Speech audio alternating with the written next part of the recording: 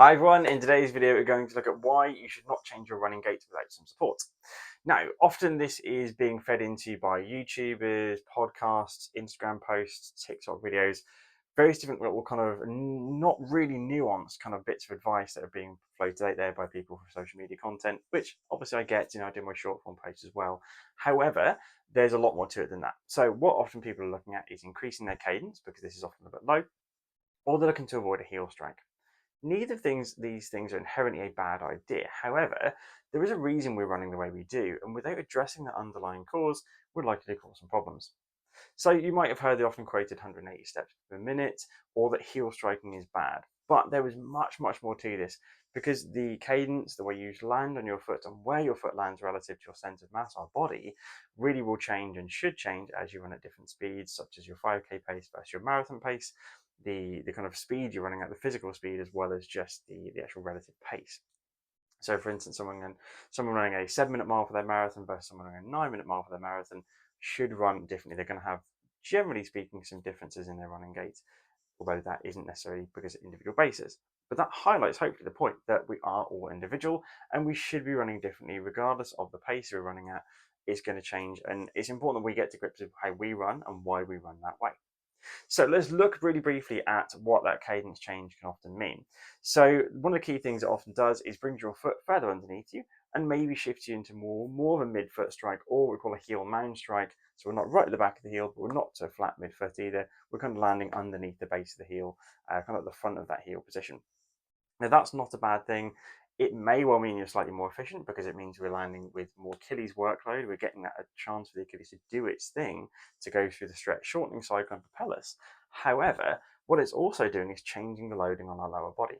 So when we run through with a heel strike and we maybe have an overstride because of a lower cadence or as part and parcel with a lower cadence, we're loading up our hips, our hamstrings and our glutes much, much more.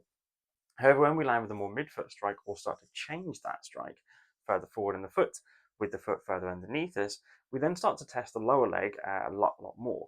So your calves, some of your stabilizing ankle muscles and your Achilles tendon are going to be worked much more, which again, often is a really good thing. However, if your body is not prepared for that change, then you're going to see some real problems. So you can work on these things. So I would generally say address the strength and mobility aspect of this in preparation for making those changes. So often means doing some calf raises, building some foot and ankle strength, doing some mobilization through the area as well as part of that process before you even start trying to make some changes. But certainly with any sort of intensity of those changes anyway. Bringing awareness to those movement patterns and that reduction in overstride and increasing cadence is not a bad thing. However, you need to make sure you're ready to handle that when you do make the change. If you are making a change as well, again, it's often the kind of thing that people tend to focus on in all of their runs. Their interval runs, their long runs, or easy runs. And again, I wouldn't say it's a good idea.